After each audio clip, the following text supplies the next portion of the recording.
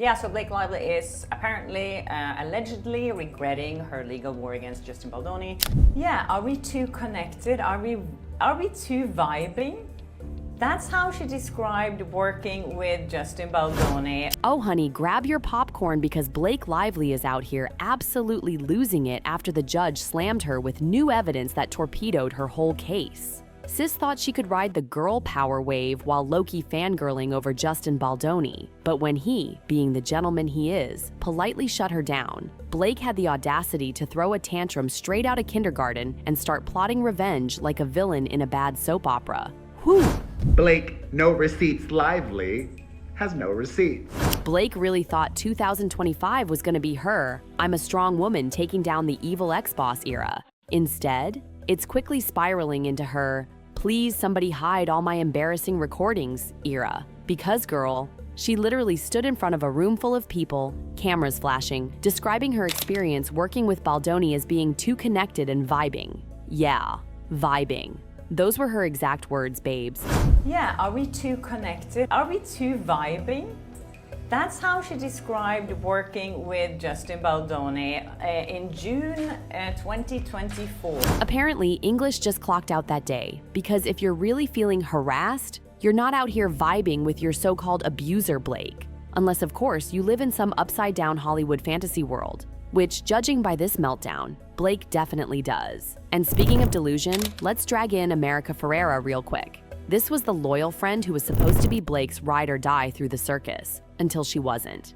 Sis posted a grand public display of support, only to delete it faster than you can say career suicide. I reported on America Ferrera that she had removed a post from her Instagram grid, the one where she was supporting Blake Lively. Then, like the human version of a drunk text you regret sending, America quietly reposted it after. Let's be real, Blake probably begged her. But girl, the damage was done. America looked about as spineless as a bowl of soggy spaghetti. It is back.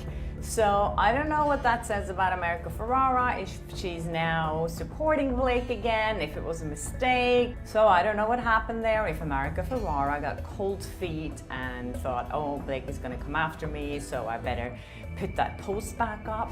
And it gets worse. America didn't even bother following up with a second post to pretend she cared. Nope. She dipped faster than a girl realizing she RSVP'd to a sinking ship. Fake support, fake loyalty, and everybody saw it. I don't know. I just find it kind of spineless when you support someone publicly and then you remove the support because you get a lot of backlash from it, and then you kind of sneak it back in again. I don't know. And just when you thought it couldn't get any more cursed, guess who creeps into the chat? Harvey Weinstein. Yup, Harvey freaking Weinstein. Because when you're desperately fighting for your reputation, obviously, the last person you want showing up to back you is a convicted sex offender who made Hollywood a toxic wasteland. Harvey Weinstein came out and said that, and showed support for Baldoni, saying that, you know, you and me, we were treated the same way by New York Times. It's like, no. You weren't. Harvey Weinstein was accused by, I think, like 50 to 100 women. It was so many women, and it was so serious, like really horrific. Harvey, in a move so tone-deaf it shattered sound barriers, actually said he related to Justin Baldoni's experience. Imagine waking up, seeing headlines that Harvey Weinstein thinks you're the victim. How bad does it have to be when even Harvey wants to be seen next to you in court? This isn't just a PR crisis, babe. It's a full-blown apocalypse. Harvey Weinstein was accused by, I think, like 50 to 100 women. It was so many women, and it was so serious, like really horrific incidents that he was accused of, and he ended up in jail for it. Now he's saying that he was treated the same way by New York Times that Justin Baldoni was. I just think this is so bad. And the court documents, instead of saving Blake's crumbling dignity, they shredded her claims like a cheap napkin at a BBQ. Turns out her evidence was a hot, steaming pile of nothing, and the forgotten recording she once hyped up, it made everything 100 times worse. It's like bringing a rubber sword to a gunfight. Blake wanted the world to see her as the poor, wronged woman fighting the system. But guess what? People saw the footage of her gushing about Baldoni at the It Ends With Us event back in June 2024. With Blake Lively, Brendan Sklenar, and Colleen Hoover when they had a screening. This was in June 14th, so last summer. when they were showing It Ends With Us, a cut that wasn't even ready and that Sony hadn't greenlit or anything like that. A full, very public, very recorded moment where she wasn't choking back tears or shaking with fear. Nope. Blake was out there glowing, praising Baldoni like he was the second coming of Hollywood royalty. Sis didn't just vibe, she thrived. But then she said something really interesting. She's conflicted. And so that was always an interesting dynamic when you have somebody who's playing the character also being the one like looking at the movie. So we were always like, are we too connected? Are we too vibing? Yeah, are we too connected? Are we too vibing? No awkward tension, no uncomfortable glances, just Blake absolutely beaming. You would have thought she was auditioning for a rom-com, not crying harassment. If your own footage looks like a trailer for Best Friends Forever, maybe don't try to spin it into a tragedy queen. Was Blake lively talking about Justin Baldoni? She didn't mention him by name, but what she said does not sound like someone who's been harassed by someone. And poor America Ferrera, she pulled the quietest mic drop ever. First, she tried to erase her support, then sneakily reposted it. Then, radio. Silence. It's like someone whispered, "Girl, stay on this ship and your career's going down too." And America said, "Got it, bye." I don't know. She hasn't posted anything else on her Instagram since last time she had removed it. So it's not like it's been pushed in any direction, like a technical glitch, or I don't know how that could have happened. The public immediately caught America's fake support stunt. Even Blake's own A-list friends didn't want that smoke. Meanwhile, Blake acted like no one would notice, forgetting this is the internet babe. Her sad cover-up was like rearranging deck chairs on the Titanic, while it was already halfway underwater. Honestly, it was tragically beautiful, in a Greek mythology kind of way. The harder Blake tried to control the narrative, the faster it slipped through her fingers. So let's break it down. First, Blake's fangirling over Baldoni. 6 months later, she's crying harassment. America Ferrera ghosts her like a bad Tinder date. Then Harvey Weinstein crawls out like a cursed Easter bunny. If Blake wanted no one to take her seriously, mission accomplished. And if Baldoni somehow beats the New York Times, spoiler, unlikely. Harvey's old skeletons could come rattling back too. Cursed karma at its finest. Here's the real gag. Blake still thought storming into court with her flimsy evidence would save her like some last-minute movie twist. Girl, no.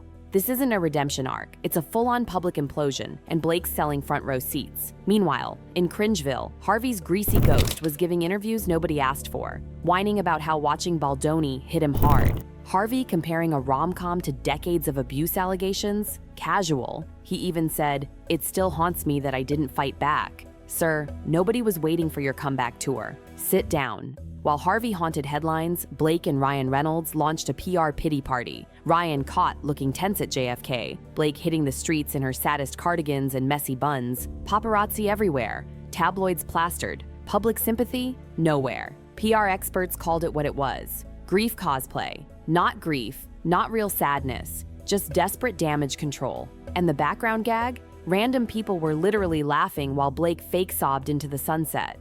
But wait, it gets even more tragic. Blake decided to blame PR expert Jed Wallace for masterminding a social media war against her. Problem? No texts, no emails, no Reddit receipts, nothing. Wallace clapped back under oath, dropping receipts that proved he wasn't even around when Blake's reputation went up in flames. Meanwhile, Blake's lawyers dropped a 141-page whining novel, 482 paragraphs of pure Hollywood delusion, without one single real piece of evidence. Law students are going to study this for centuries under What Not to Do When Suing Somebody 101. Inse. They are going on the record stating that Jed Wallace and his company didn't direct or ask anyone to post anything about the same. And just when Blake thought it couldn't get any worse, bam, that forgotten footage of her gushing over Justin Baldoni pops up, right into official court records. You know, the same guy she's accusing of making her life miserable? Yeah, nothing screams traumatized like smiling wide and fangirling in a packed room full of people. That doesn't sound like a person that has harassed her, that she's describing. Like, really? The judge didn't even need to say anything. He just sat there, quietly side-eyeing Blake's so-called evidence, probably wondering if he accidentally walked onto the set of an SNL skit. When your first piece of evidence is yourself beaming about the guy you're suing, it's not a court day, it's a public roast, and Blake's the main dish. Meanwhile, Jed Wallace drops another bombshell. His actual advice to Baldoni: do nothing. Because what did he do? What did he do? Wallace didn't sabotage Blake. He literally told his team to sit back because organic public support was already dunking on Blake naturally. No secret PR war. Just Reddit users dragging Blake's reputation for filth all on their own. They didn't publish, directly or indirectly, any information or content, negative or otherwise, regarding Lively. And let's be honest, getting wrecked by random teenagers online instead of an actual PR machine? Iconic. Blake got roasted straight out of court, no conspiracy needed. But it doesn't end there. Between Harvey Weinstein's cursed endorsement, America Ferrera's ghosting, and Blake's desperate sad girl parade, Blake didn't just crack her reputation, she straight up obliterated it. And the real tragedy? It wasn't Justin Baldoni. It wasn't Jed Wallace. It wasn't even the Reddit trolls. It was Blake herself.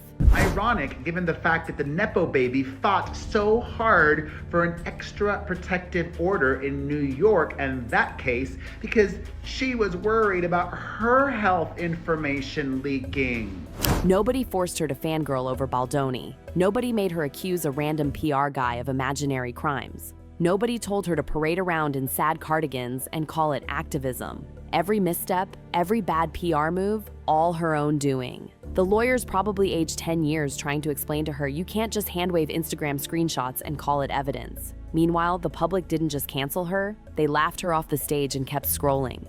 Now, Blake is dragging herself into March 2025 with nothing but a shredded court case, a pile of ex-friends pretending they don't know her, and the whole internet waiting to watch the grand finale. Because this isn't going to be a Hollywood redemption arc. No, baby. This is a slow-motion celebrity train wreck, and nobody's looking away. Sometimes the villain isn't the media. Sometimes it's not the PR machine. Sometimes the real villain is just being Blake Lively. Smash that subscribe button, baby, because this meltdown is just getting started.